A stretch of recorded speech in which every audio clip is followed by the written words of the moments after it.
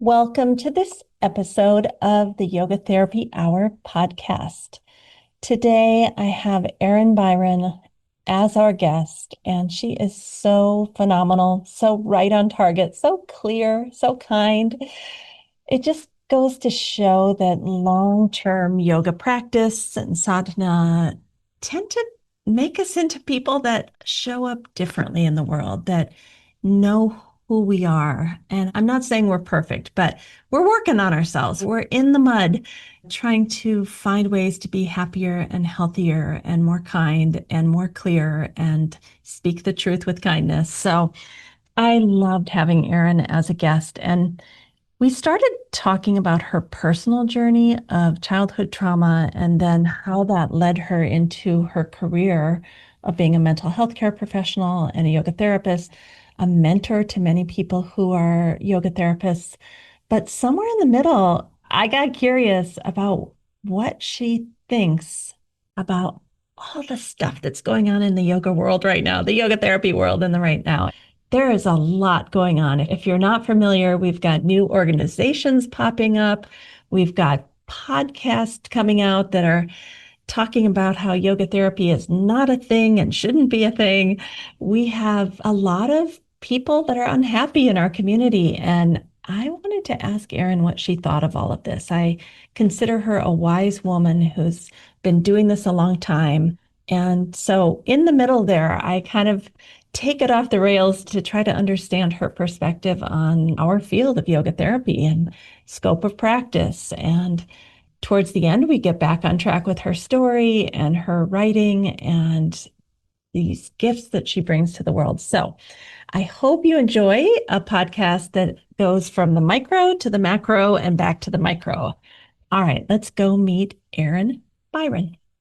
Hello, everybody. Welcome to the Yoga Therapy Hour. This is Amy Wheeler. We're in the second half of 2025, and we've spent this entire year telling stories of health, healing, and beyond with yoga therapy, yoga, and Ayurveda. I hope you'll join us for the second half of the year, where we hear people who are courageous and generous and authentic and kind, telling about their life experience so that they can help others out there who might be going through something similar. Let's get into season 9 and hear more stories about people just like you. All right, on to the show.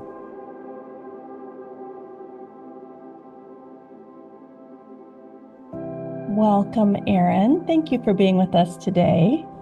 Thanks, Amy. I'm thrilled to be here. I've really been looking forward to our chat. Erin, where are you joining us from? I'm currently in Brandon, Manitoba, although my hometown is Brantford, Ontario. I'm visiting family out here on the prairies. Okay. And I have to ask you, is the shirt you're wearing your favorite color? It shows up a lot, doesn't it? I Yes, think there so. are lots of greens, blues, and colors they can't decide if they're green or blue. That is definitely. I was at a wedding once and someone approached me, one of my yoga students, and she said, Erin, I didn't recognize you in purple. Right. Well, that's the thing. Everything I see with you has this beautiful color, and it's my favorite color too. So I love your branding. Just everything is so soothing and Well, calming. that's really sweet of you Yeah. to say, Amy. Thank Yeah. you. Well, you are a magnificent businesswoman as well as yoga woman. Yeah, I you are. You listen. know you are. I don't know. I don't. I have a lot of help. I cannot take credit for any of that. I have a lot of help. Thank you, Amy. And, we're going to be talking about your story today and your history and how you have found a new way to be in the world, a new way to perceive the world, the tools that helped you. And all of that helped you to write a book called Safety in the Body: Foundations in Mental Health Recovery Through Yoga Therapy, Expressive Arts, and Neurophysiology.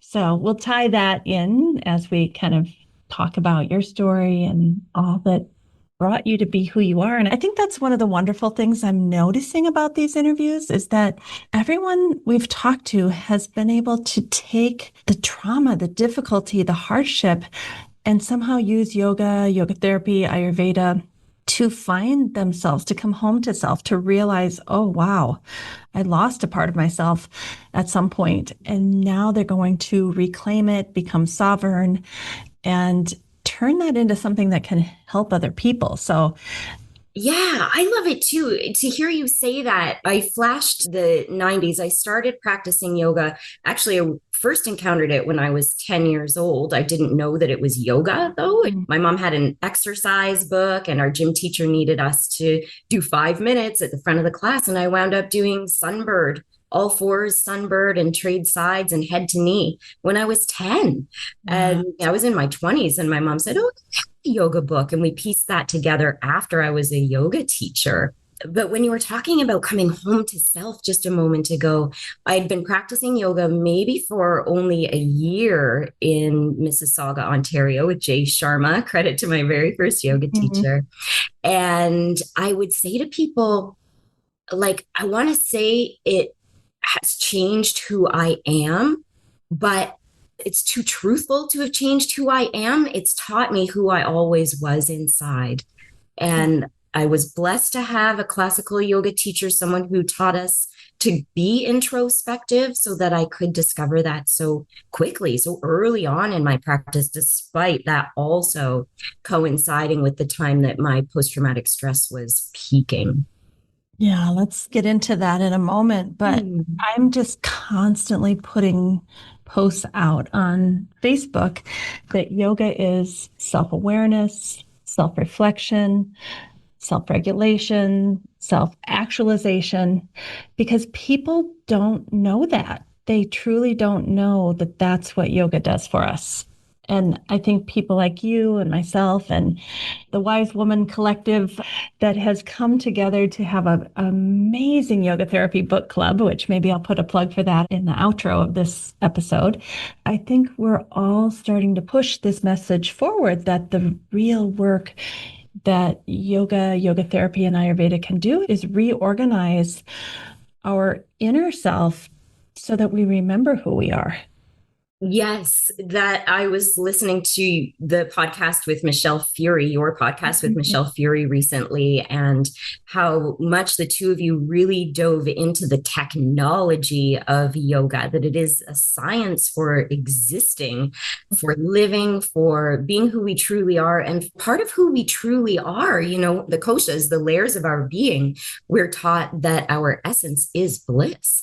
So, in the noise of life bringing us so many challenges, for me, it's a relief to know that there is a science that guides us towards peacefulness, being okay. Yeah, absolutely. So, where do you want to begin with your story? Because as hard as it is to hear these stories of what has happened to us, especially as women, you become part of this community that realizes, oh, it's not just me. We're together in this. So, where did you want to Yes. start with your story? Yeah, the collectivism of our traumatic stress is important to emphasize and re-emphasize, isn't it? We've been through so many different things. Our journey is simultaneously completely individual and very much the same. That pathway of recovery and knowing the things that work, and not the exact same things are effective for all people, but when we trust ourselves, what is effective for me, what do I need in that moment, the self-trust is a consistent piece. To begin, for me, near the beginning, I think is a great place to start, that my traumatic stress, or elements of my trauma, were highly organized and systematic. So from early on, there was a sense that no one could be trusted. And my brain wired itself around caution, mistrust, fear of abandonment, onwards through my childhood, teens, and early 20s. But it is the connections that, in so many ways, save us, that regulate our nervous systems, that rewire the brain. So I have been blessed in my path to have had really close, genuine friends in high school, and my romantic relationships were with safe people. I think that is just grace and dumb luck, because most of us, when we have the railway tracks of traumatic stress early on, just repeat that pattern. So I'm not sure how I escaped that, but I was lucky enough to do that and privileged enough to be educated in psychology so that I could continue helping myself and others. Yeah, let's stop there for a moment. I heard Gabor Mate say this so many times, but it just recently I heard him say it again. He was talking to this new star, Mel Robbins, and he was talking to her about, the trauma that she had when she was young. And, what it came down to was she didn't have anybody to go to when she was young. There's the original trauma, but then there's being alone and lonely and not having people surrounding you to validate and to comfort and to tell your story to. And so his point to her was, if you had had that, Mel, you wouldn't be carrying those same trauma tracks that you suggest, Erin. And therefore, the trauma will continue to happen, sadly. And how can we be there to help support and love and comfort and listen to one another to help people pull themselves out like it sounds like you were able to do? Yes. So when I was about 12 years old, I thought brains are weird. Like, what's going on with that organ inside our skulls? So I knew from that tween phase of life, I was somehow going to be investigating that into my adulthood. And in school, in high school, they had volunteer opportunities. I volunteered at a domestic violence shelter for 6 months. And one of the residents there said to me, I went straight from my father's house to my husband's house. And that sentiment was echoed again and again. So these women, I think in many ways, saw opportunities to mentor me as a teenager and gave me all kinds of tidbits of wisdom. That one stood out forever. Keep an eye on that, especially knowing that unconsciously we are drawn towards the most loving and the most aversive qualities of our parents, both parents. So that caution really, really helped me. And one of the other things that stands out for me, these might be the only two pieces of advice that really stuck. Three, actually. The second one was, if your children are screaming for food, fry onions. They'll know that food is coming soon. And to give a massage to your partner before you get romantic, and receive a massage, because relaxation opens us. Those of us who've lived through sexual violence especially find it really hard to create a safe pathway into our healthy sexuality. So massage was a great tip. I thank that woman for that.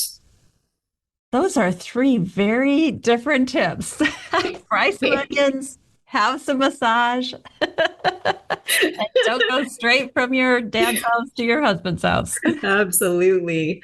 Oh my goodness. Wise women there. Yeah. Yeah. And thank you. Let me take the chance, Amy, to thank you for doing this podcast so that we can learn from each other's wisdom, because no matter what our background is, we have so much to teach each other onwards through the entire life cycle. Thank you. It's so interesting because my podcast producer kind of tracks the numbers of how many people listen to the podcast. He'll always give me these reports. And September 2025, we had, I think, 5,500 people listen to the podcast. And he's like, it's just going up exponentially every month now. And I thought, it's because we're telling stories. People want to hear these things. They want to know they're not alone. They want to know other people have suffered and made it through. I think it's really important to tell our stories and use our suffering and wisdom that we gained to help other people. Yes, from that neurophysiological and nervous system perspective, it's the connection that is the truth in recovery, as our brain rewires, and yoga rewires our brains in so many different ways, doesn't it? But as the nervous system learns its capacity for regulation, I think that is so huge in healing traumatic experiences. We forget that it's possible to feel okay, to be relaxed, to not be on guard all the time. I was also listening to another podcast, my favorite one, Vedanta, that is called The Hidden Brain. And it's also about neurophysiology and nervous system and all this and the mind.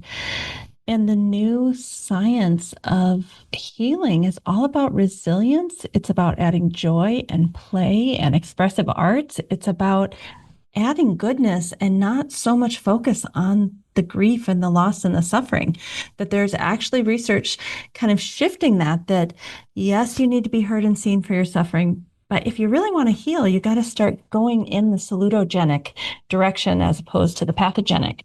So, do you agree with that? What do you think? Because it's a rewiring of the nervous system and the mind. It is. And because I've been exploring this for so long, since childhood, teen years, I intuited this. My mentor, Bob Butera, he for years would say the yogis knew all along what science is starting to prove. We still don't understand all their recommendations or all of their wisdom, but wait 100 years, we'll have it. And in that time, we've learned about neuroplasticity. We've learned about the power of creativity and expressive arts. We've learned about the power of connection just in that last 25, say, year window. But I intuited yes, we need to recover. They used to do this thing in psychotherapy called abreaction, where they would find ways of you reliving the trauma. And that is really helpful for some people. Some of us need to tell our story in that way and tell our story to ourselves.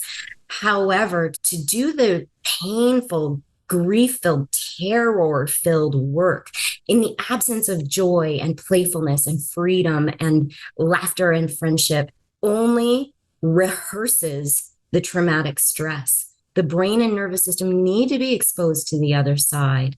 And yoga, in its quest for self-truth, who am I? What do I enjoy? What am I curious about? And how can I express those things in the world? Yoga, through that pathway, really reveals those solutions through its inherent wisdom. And what uniquely brings me joy.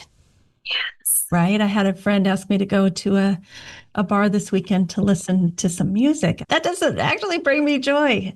A Saturday with my cats, getting in the hot tub, taking a nap, that brings me joy. Right? So each of us has to figure out for us, what does joy mean?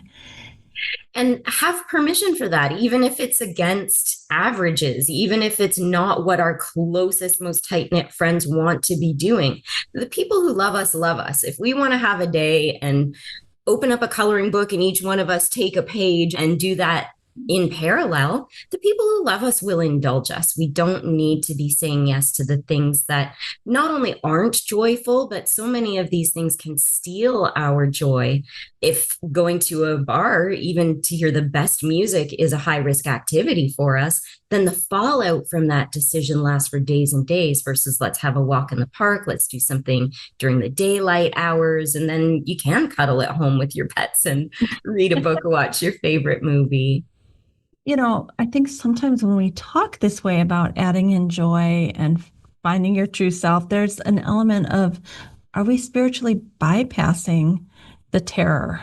You have a master's in psychological counseling, yes? Yes, it's in psychological counseling in the field of yoga therapy. So the first year of my grad school was creativity and expressive arts for healing trauma, and then onwards into the body work, the meditation, the energy of yoga therapy. So I was lucky to get in there and get a master's in yoga therapy early on. Tell me what you think. What's the ratio, or is it a woven like a tapestry between being seen and heard for trauma and suffering versus adding in more joy? Like, what does that formula look like for you when you help people? Yeah, thanks for clarifying. I follow Judith Herman's 3-stage model of trauma recovery, and there's a 5-stage model. There's a 12 or 13-stage model, which to me just looks like they're breaking down Herman's model a little bit more. But early on, we need the recognition, we need to be building trust, and we need to understand what safety and recovery even are. So that early phase is a lot of needing people to hear us and believe us. To everyone who's listening, if someone discloses to you and the disclosure makes you uncomfortable or you don't know what to say, all you need to say anytime somebody says something that you don't know what to answer to, say thank you, always thank you, because it's challenging for us to open up. And I believe you. The reason trauma, so many different forms, especially interpersonal traumas, are allowed to continue is the threads of doubt.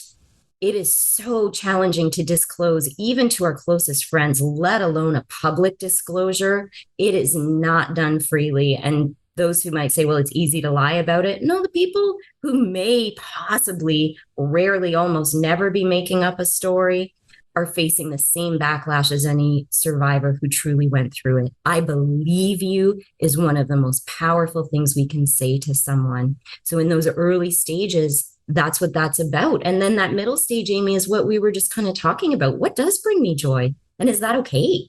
Is that safe for me? Does it harm anyone else? And those who give pushback against what I like to do, maybe it's time for me to find some meetups where there are people more like me, and that's okay too. And then the third stage of recovery is building into that new identity and perhaps even offering forth what we can into the world to give back and support those who are in those earlier stages. Please take a moment with me to go and listen to something a little different, and then we'll get right back to the guest. Many times as yoga teachers, yoga therapists, or even moms, dads, grandparents, we wonder what's happening with our loved one in between the times we're seeing them. Whether your child went off to college or whether you're a yoga therapist who only sees your client once a month, you might wonder, how are they doing? Well, here at the Optimal State, we have developed a mobile app where people can track how they're feeling mentally, emotionally, physically, and spiritually at different times of day, seasons of the year. And basically, you can see the data. You can see how your 6 to 10 a.m. slot in your day looks and how you usually feel at that time versus your 2 to 6 p.m. How do you feel at that time of the day? And you can see the patterns. You can set a week, a month, a season, and get the aggregate data so you can see what your pattern is. Where do you tend to go out of balance? And the cool thing is you can just take a screenshot of that summary and send it off to your yoga teacher, your yoga therapist, your parent, your child. It's a really great way to check in. And I think especially for maybe kids that don't want to call their parents all the time from school, they could just show their parent the data like, okay, I'm doing all right. Here, look at my data for the last 2 weeks. Screenshot, boom, it's yours. Now you can settle down and stop calling me. It could be that, or it could be that your child is not doing well, but they don't know how to say that to you, or maybe your client. And so your client could take a screenshot of their data from the last week and send it to you as they come into the session so you kind of have an idea of what's going on with them. So there's many ways to use it. And in addition, there are wonderful interventions that help people to come into balance. So I hope you'll consider checking out on the App Store. It's called Optimal State App. You just type that in, Optimal State App, and check it out. It's free for the first few weeks. So you have nothing to lose from trying it out and checking out how to track, how to get your aggregate data, how to send that off, and then hopefully how to get some interventions. All right, now let's go back to our guest. I have talked with my friends and family about this so much, that especially that first stage. For instance, my father has a very different recollection of his childhood than his sister does. His sister feels traumatized, feels like her needs were not considered or met in any way, and that there was a lot of bad stuff going on. And my father, who came around maybe 6 years later, he doesn't remember any of that. He didn't feel that. He didn't feel. So just because we say, I believe you, we're not speaking about the truth of what happened. We're just saying, I believe that you are suffering and that you were hurt. And it's not about the accuracy of your statement. It's that you had hurt, and I believe you, and I'm listening, and I'm here. Thanks for clarifying that, Amy. Yeah, we're not taking court records. We're not vetting for historical purposes.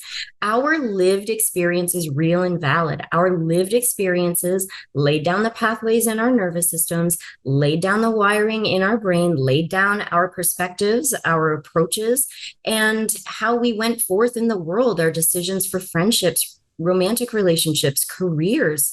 That is all within what we experienced, and what we experienced won't hold up in a court of law. Boy, have we ever seen that again and again. It's, I believe who you are. I believe what this was for you. And in siblings, it is really tricky because they were raised by different parents. Right. No matter what, who came first, who came second, what the parents were used to, what they weren't used to, what value systems got encoded based on gender or birth order.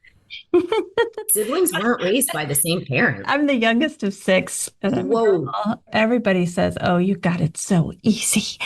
They were worn out by the time they got to you. You had it so easy. Now, I don't perceive that, but I think my siblings feel that I had some different childhood than they did. Yes. And like, I don't know about you, Amy, most children with more than three siblings were raised by their siblings. Mm, So maybe your parents were easier on you, but boy, siblings can dish out some pain. yeah. I Yeah. say I raised myself. But anyway, Yeah. that's another story.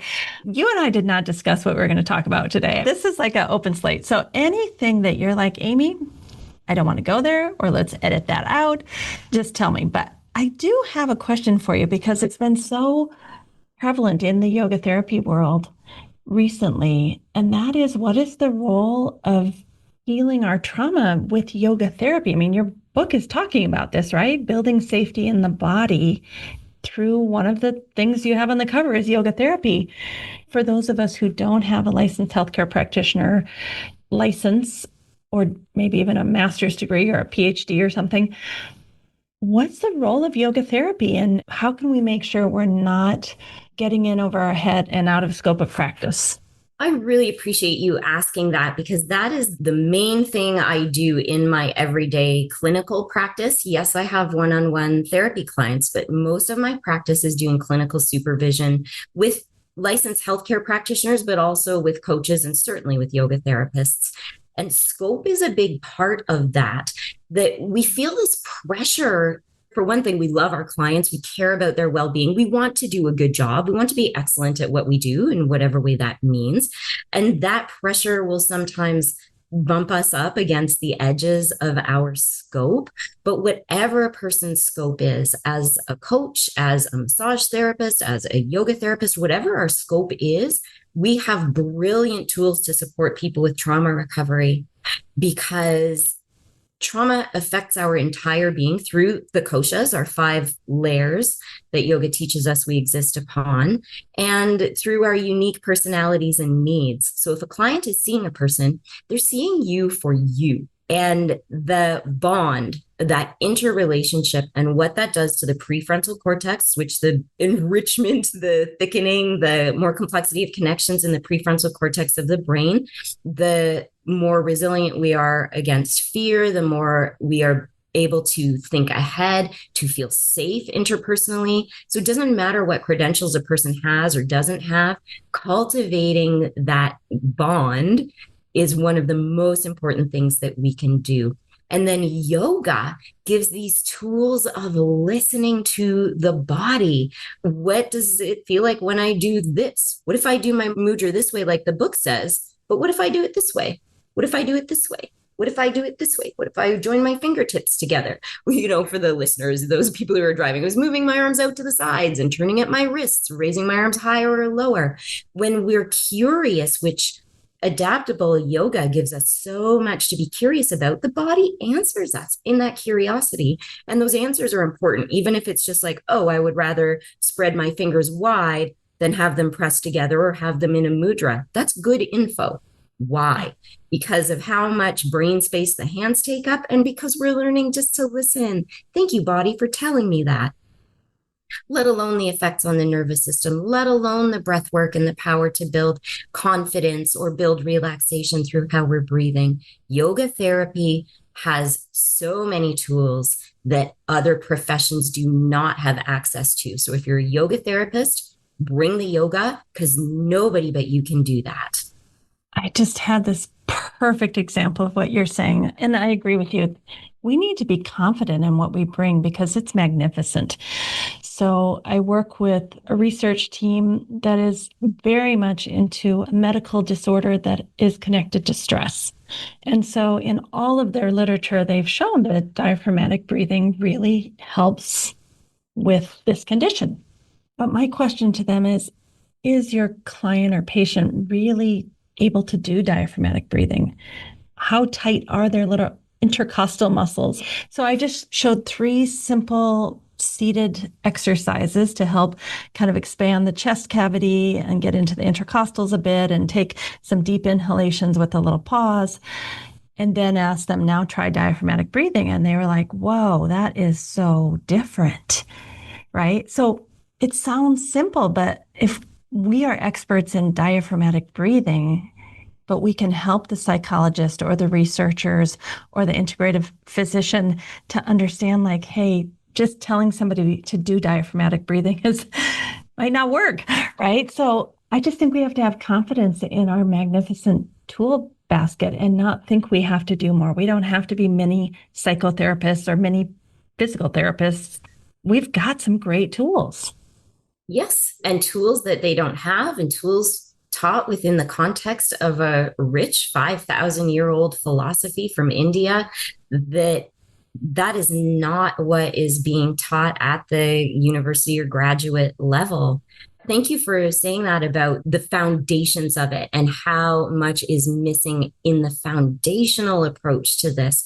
Where in a yoga therapy session, one-on-one, someone is watching. What is that rib cage doing? How are the hips responding to this breath? What's the jaw doing? That very few other professions are trained or will have the time and patience to get into those foundations with their clients. It's really, really important.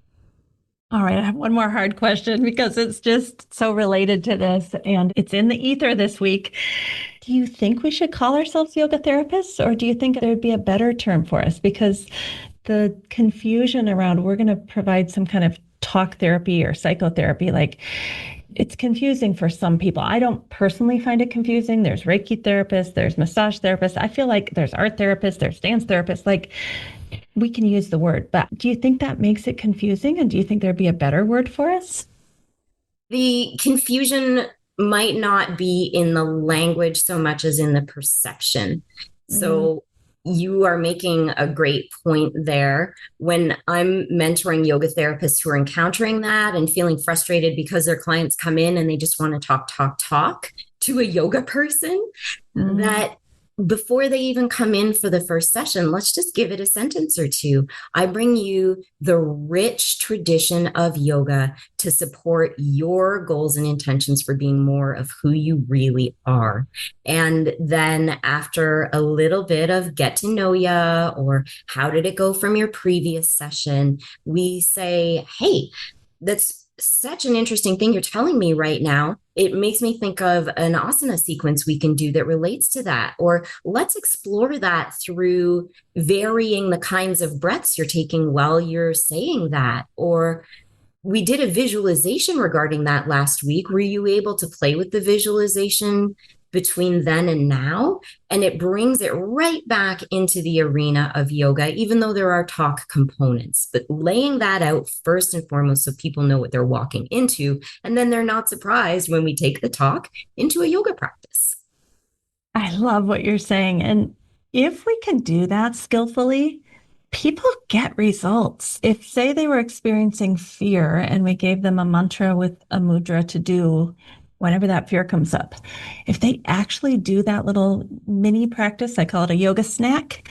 Yes. They come back like so shocked, like, oh my gosh, that worked. I can't explain how, but it made me feel so much better in that moment. Right. Within days. Or minutes, Within even sometimes. days. Yes. Speaking of not standing up in a court of law, I'm not going to put that in writing, but for how many times I have seen people come back and I'd say, oh, when did you start noticing that? So if I'm booking every other week, they'll come back, they'll tell me what you just said. It's been amazing. I can't believe the difference it's made. Where was this my whole life? Somebody just told me about safety in the body. I wish someone had handed me this 60 years ago. And I said, we didn't know 60 years ago.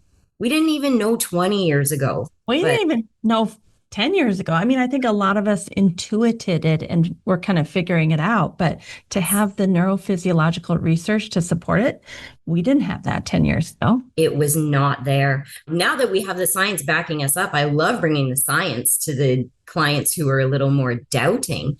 But some of what you're saying there about the fast results also, well, I'm the one saying they're fast results, but some of what makes it work so well is that it's personalized. This is where the talk comes out, is we're listening to that person's experience. What do they need? What's their intention? And as we explore their joy and interests around a yoga practice, we offer them what they're looking for. So diaphragmatic breath, intercostal breathing is really, really terrific for so many people in helping them relax. And other people, it amps them up. Okay, Yeah. well, maybe you need to be amped if you need a bit of confidence, or maybe you need to calm down if you need a bit of confidence. Maybe we try the breath this way or that way. It's some of the customization that allows it to come through in a helpful way more quickly as well. I always say it's the difference between a group exercise class and a really skillful physical therapist. Like we would never confuse those two. Like I No, went to Zumba and I had PT that my doctor recommended for my hip. Why is it so confusing in yoga? I suspect that some of the confusion, and this is based on my work as a clinical supervisor of yoga therapists, the confusion is in the professional. So, Mm. as yoga therapists, depending on our training foundations and depending on our own self perception and needs, like what do I need as a professional in this dynamic, that skews us into confusion. And if we're confused, our clients are definitely going to be confused. So the more we as a collective of yoga therapists from the top down delineate what yoga therapy is, the easier it will be. And I think that's an opportunity for our professional body as well to say that this is yoga therapy and only yoga therapists can do yoga therapy. 100% agree with you. Let's not water down our own profession that we've been trying to build block by block for 20 years or more. Or, In the Indian traditions, over 100 years, yeah, yoga therapy has existed in clinics and hospitals and ashrams yeah. as yoga therapy, right? So why not stay with that and grow that and be firm about that? I do imagine that as it gets watered down, it is the watering down that will strengthen the field of yoga therapy because people who need their yoga and get a bit of yoga from their physiotherapist, and I'm a psychotherapist myself, so not to, but from their mental health provider, will see that, oh, that was PT plus some yoga. But when they go to their yoga teacher, who's also a certified yoga therapist, and they get that one on one attention, they will see the dramatic difference. I believe that despite what's going on right now, coming out the other side, it will further establish yoga therapy on its own 2 feet as its own unique and very important approach to well being. Yeah, I think, that's really the discussion in our field right now. Who believes that will happen and who believes that PT or the OT or the psychologist that is doing their modality plus some yoga, that people won't just stay with that? Why would they pay extra to have a yoga therapist when it's not covered by insurance and it's not licensed? So it will be seen. Anyway, I think I got us way off track, but some really great I discussions. love So it. Yeah. let's go back to you. What were some of the first things that made you realize that this yoga thing that you tried when you were 10 or 12 years old actually did something to you? Like, were there any experiences that you had between 10 and 25 that you were like, whoa, you said you were really interested in the brain, but what made you figure this out about that yoga can help me in my trauma recovery? Well, there's a book by an author called Crescent Dragonwagon called To Take a Dare. And I read that in my tween years as well. It's about a runaway, had a lot of trouble and found yoga. But I didn't remember yoga was in that till I reread it in my 30s. I was like, it's right here from one of my favorite books. I started taking yoga because I'd be at my health club on a Thursday, and I think it was a step class, then I'd hang out and do weights for an hour, then an aerobics class, then a yoga class. I thought, like, since I'm here, I know. Yeah.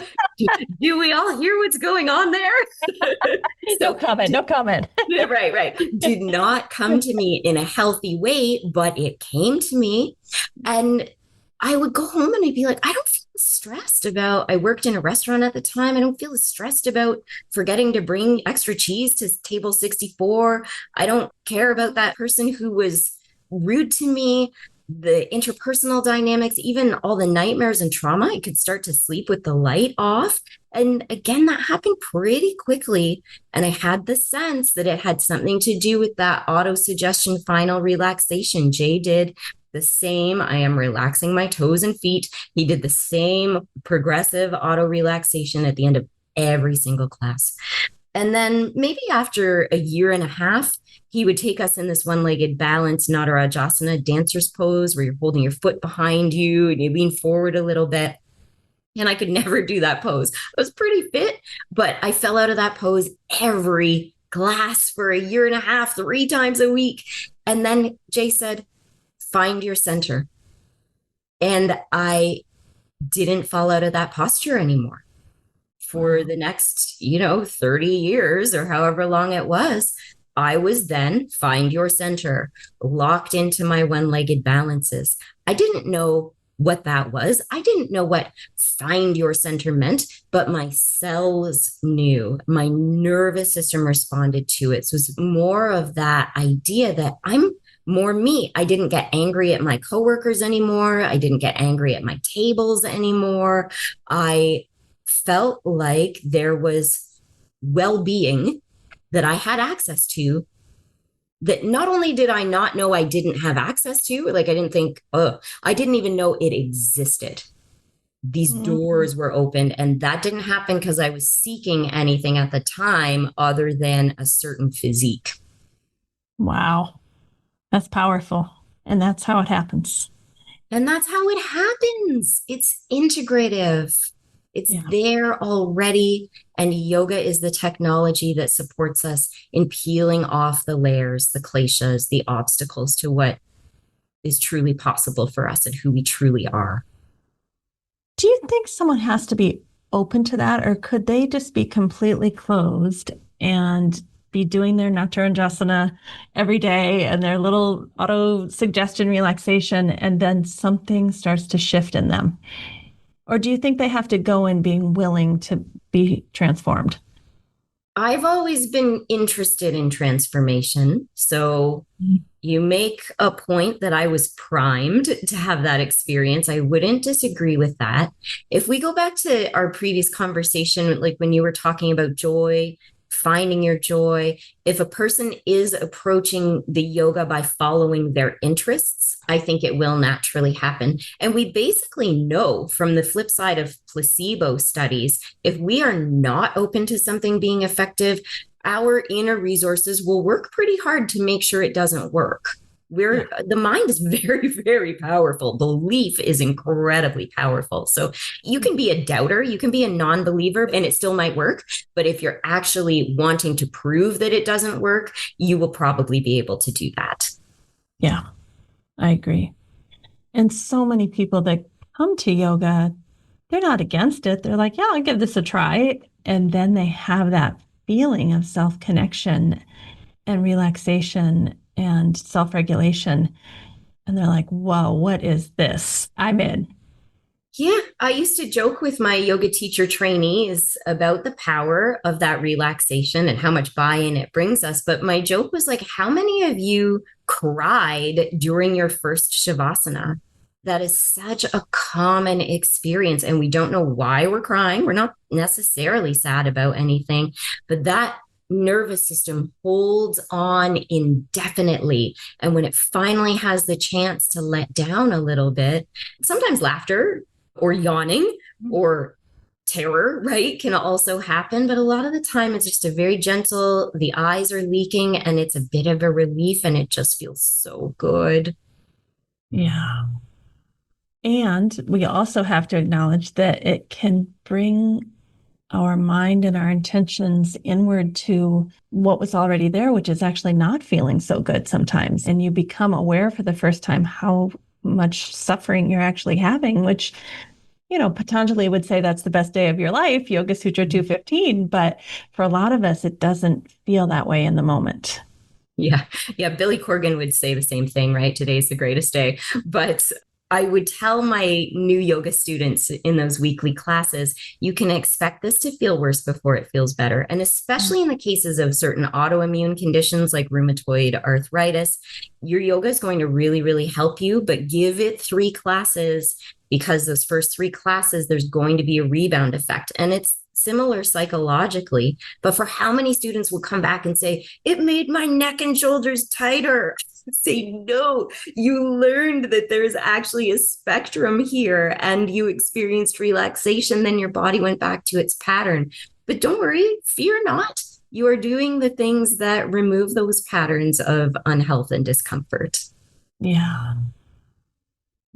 So, Erin, we just have a couple of minutes left. What did you want to get across today? I've asked so many questions. I'm a very curious person, and I tend to just go down all these crazy roads trying to like satisfy my interviewing interests. But what did you want us to know? Well, I appreciate your curiosity, Amy, because I want everyone to know everything all at once. And it's really tough to rein myself in. If you look at the spectrum of books that I've written so far, I just mentioned Arthritis, which I had the honor, and this might be how you and me got a little closer, Amy, was that I wrote Yoga Therapy for Arthritis with your dear colleague, Stephanie Munaz. And Yeah. then Yoga for the Creative Soul, which for me was a joy to write. And it was about making joy manifest in people's lives. Almost every page has an activity that is for the purpose of bringing the soul forth through some kind of expressive activity. You don't have to be creative. We're alive. That is creation. Life is creation. So create that way. But I was in such a playful state when I wrote it. I sat on a little dock with my little Bichon Schnauzer cross puppy off leash. I know some people don't like off leash, but he was old then and he was so well behaved. And I just looked at the water. I can type without looking. I wrote Yoga for the Creative Soul looking at the water in the Muskokas at the campus of the Halliburton School of Art and Design. That book is joy in every page. And so I just want people to know that through trusting ourselves, through seeking a yoga therapist and reading the books that are out there. I know, Amy, you have so much to offer through what you've done. And we are part of a Yoga Women's Writers Collective now. So everybody, please join that. You can click and join right now. And please do trust yourself, trust your breath, trust your body, be curious. Know that as the layers of that onion peel, more and more and more, what we are revealing is bliss. Lovely. Yeah. So I'll talk more about the Yoga Women's Writers Collective in the outro, but just to highlight your most recent book again, Erin, can you just tell us a little bit about what made you want to write Safety in the Body, Foundations in Mental Health Recovery through Yoga Therapy, Expressive Arts, and Neurophysiology? Yes, I actually interrupted a book called Complete Recovery, emphasizing that complete recovery from post-traumatic stress is possible. I interrupted that book during the pandemic to write this one, which is for any health provider or person living with mental health issues, post-traumatic stress, or certainly for yoga therapists to have these concrete tools. So there's the scientific evidence is in there, the foundations of yoga. I am deeply studied in the philosophy of yoga, so I brought that forth here.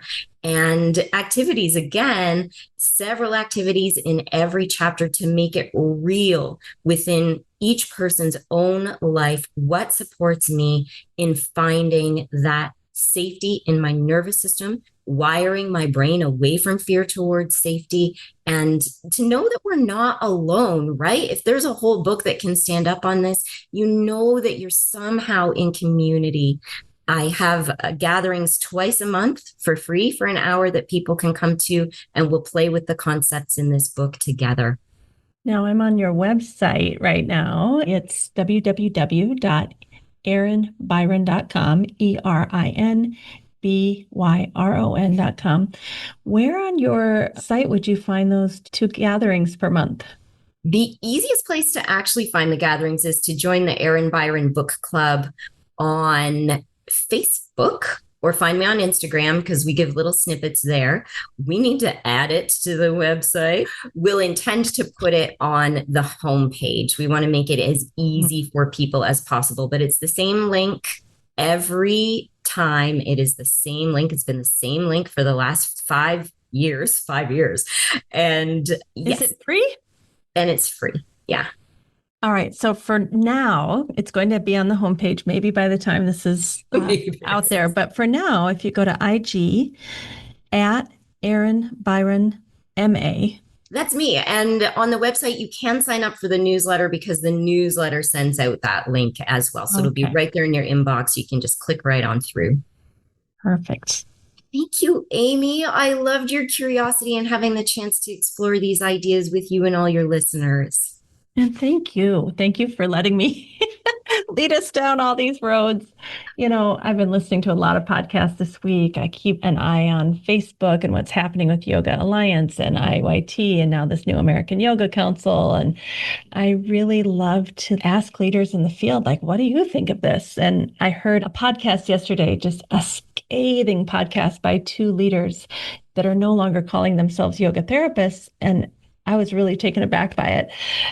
So some of the questions they were discussing, I asked you today because I just wanted to say, what does anybody else think of this? Should we use the term yoga therapy? And what is scope of practice? Those are all really important questions as we develop this field together. Yeah, scope of practice is my main thing. So you'll tune me into that podcast. I think we'll see what I they don't want to promote it, but at the same time, I'm like, oh, know. we all have to be thinking about this. So should I say it? I don't want to critique people on the air, but if you ask me personally, I will tell I you would. podcast. But you heard it in my answers that I lean towards hope and joy. I believe in our capacity to find a pathway through these things. And that's not to say don't stand up for what's important. Right. I was one of the first committees to make sure that we were not giving other registered health practitioners yoga therapy credentials. It's very important that we keep those things separate. But wow, the voices in the field, right? So many. Yes, it's loud out there right now. And it's important that we stand up and say our opinion and be part of the mishmash that's going on right now. This is how we get to the next place. You cannot avoid these types of discussions and difficulties and cleanse and purify and find your way forward without being brave enough to have conversations that are truthful and authentic, but also we're letting each other have our dignity still. Yes.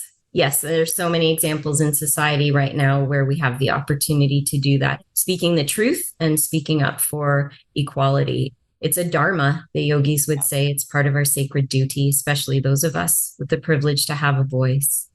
Yeah. Yeah. Thank you, Amy. Thank you, Erin. Thank you, Erin, for being here. And Erin and I recently kind of got reacquainted in this group that we both belong to. It's called the Women's Writers Collective in Yoga Therapy because Erin has written this book that we talked about today. Myself and Marlisa Sullivan have written a book that is going to the publisher any day for review. It will be out in spring 2026. We can't wait to tell you all about it. And so we came together with several other women in this writers collective to support each other. And what we found is that there are tons of women out there and some men that have written books about yoga therapy and that we can all support each other. We can have book clubs, we can have a community. So it's kind of grown from authors into inviting all of you to be with us and to do these book club events. It's all free. And we have author spotlights. We'll have one every month where one or two authors will bring their book and then someone else will kind of interview them.